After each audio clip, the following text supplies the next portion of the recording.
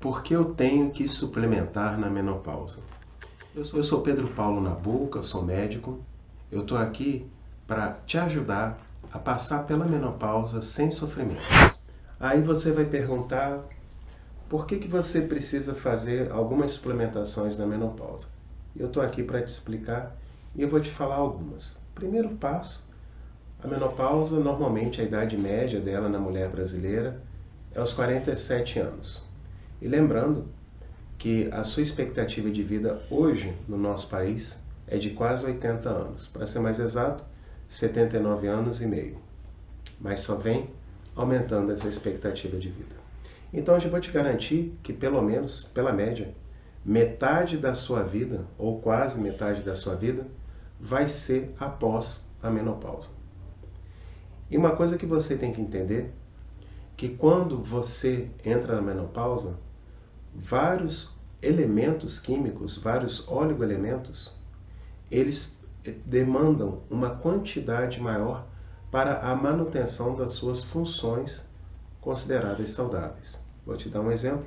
Depois de quando você faz 35 anos, você não consegue mais absorver cálcio de uma forma adequada e aí dificultar até uma proteção óssea. Então, por exemplo, o cálcio é sim um elemento químico que exige uma necessidade de reposição. Para você ter uma noção do que eu estou falando, existem várias formas de apresentação do cálcio. Tem o citrato de cálcio e tem o carbonato de cálcio. Se você tem tendência a ter cálculo renal, você vai usar o citrato. Caso contrário, pode ser o carbonato. Mas não adianta, por exemplo, só o cálcio. Cálcio sozinho, uma andorinha sozinha, não faz verão. Cálcio sozinho não faz osso. Ele precisa de outros elementos. Um elemento muito importante também na manutenção da saúde óssea é a vitamina D. A vitamina D, originalmente, ela é absorvida pelo sol. Nós tomamos o sol e vamos produzir a vitamina D.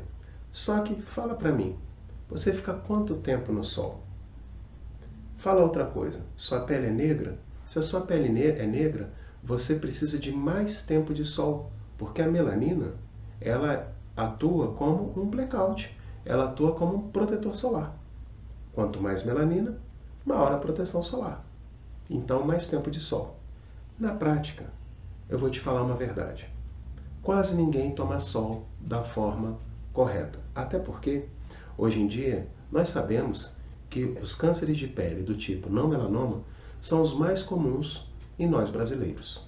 Então, o sol em excesso pode sim causar esses tipos de cânceres, inclusive o próprio melanoma. Então, preste atenção. É importante você, sim, não só dosar a sua vitamina D, se dosa no nosso sangue, mas também você repor de acordo com a necessidade que vier no seu exame de sangue. E como que se repõe a vitamina D? O ideal é você repor doses diárias e não tomar aquela dose de 50.000 unidades semanais ou quinzenais. Porque já tem estudo mostrando que quando você repõe a vitamina D de uma forma muito forte, 50.000 unidades, 200.000 unidades, você pode estar estimulando a sua paratireoide e aí atrapalhar, em última análise, o seu metabolismo do seu osso. Então, o ideal, por exemplo, é você tomar 1.000, 2.000, 3.000 unidades internacionais de vitamina D. Só que a vitamina D, para ela trabalhar extremamente bem, ela não trabalha sozinha. Eu gosto de prescrever a vitamina D ao lado da vitamina A, da vitamina K2, MK7, que é um tipo de vitamina K2, e também da vitamina E. Porque nós sabemos que hoje, essas 4 vitaminas juntas, elas potencializam uma a outra. Vou te fazer um pedido. Se você estiver gostando, curte esse vídeo e faça parte do meu canal. Porque toda terça-feira sempre vai chegar um vídeo novo aí para você. Vamos voltar aqui aos nossos repositores, que são interessantes principalmente no período da menopausa ao longo da sua vida. Associado à vitamina D, ao cálcio, existe também o magnésio. E o magnésio, eu costumo dizer que se eu tivesse que escolher uns 3 oligoelementos para poder usar, o magnésio estaria entre esses 3. E por que o magnésio? O magnésio ele participa no relaxamento, na parede, na elasticidade da nossa parede vascular, em especial da nossa parede arterial. Ele vai facilitar um amolecimento, um amortecimento da pressão sanguínea dentro das paredes das nossas artérias e das nossas veias. Com isso, ele auxilia no controle da hipertensão arterial.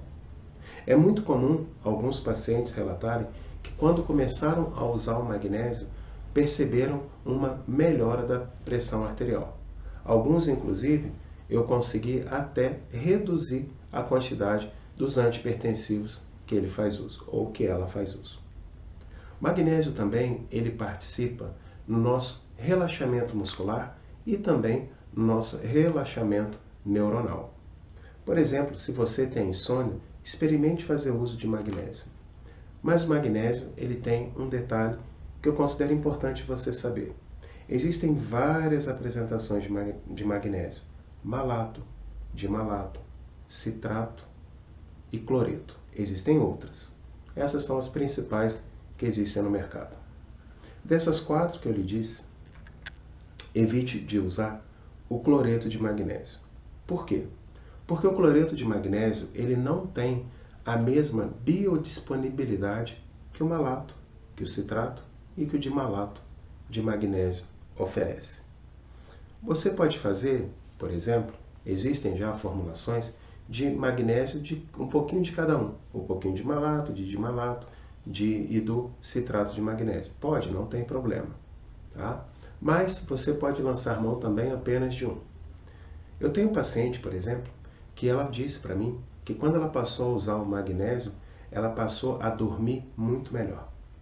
Além disso, o magnésio, ele também estimula, ele também atua na formação da matriz mole do osso. Por exemplo, existe uma doença que as pessoas chamam de doença dos ossos de vidro, que em um dos fatores dessa doença é que o magnésio ele não consegue adequar no osso de forma que esse osso fique flexível. E aí o osso ele fica como um vidro. Qualquer pressão, qualquer peso, esse osso vai fraturar como um vidro qualquer. Você deve usar também na vez que você está lançando mão do cálcio. Como eu te expliquei, tem o carbonato e tem o citrato de cálcio. Se você está atravessando a menopausa e já passou por ela ou está passando por ela, existe um elemento que eu considero o que é mais importante de você usar, que é a creatina. A creatina ela realmente tem contraindicação. A primeira grande contraindicação da creatina é se você tem algum problema renal ou algum problema hepático. Então, nesse caso, não faça uso ou faça uso somente com orientação de um profissional, de preferência um médico ou um nutricionista. Mas por que a creatina? A creatina, para você ter ideia, ela hoje é o suplemento alimentar que tem mais estudos em nosso planeta. A creatina, ela basicamente, ela vai ajudar a puxar água para os nossos músculos, água para o nosso cérebro. E olha que interessante, ela também facilita a entrada de glicose para o interior das nossas células, facilitando o trabalho celular de todas as células, inclusive das células cerebrais. Eu gosto muito de prescrever creatina para qualquer idade da paciente que estiver passando ou passou pela menopausa, desde que não tenha nem problema de rim, nem problema de fígado. Normalmente, a dose da creatina varia de um fornecedor para outro, mas varia de 3 a 5 gramas por dia. Já tem estudo mostrando que a creatina ela auxilia também no controle do diabetes. Em especial, tem que ser uma creatina que não possa ter nenhum açúcar associado. Por que isso? Lembra que eu disse que ela auxilia na entrada da glicose para dentro da célula? E uma vez que a glicose entrou para a célula, reduz a glicose do sangue, reduzindo assim o marcador da glicemia capilar do paciente. Eu espero que esse vídeo tenha te ajudado. Não deixe de curtir, não deixe de se inscrever no meu canal. E eu me despeço com você com um beijo, saúde e paz.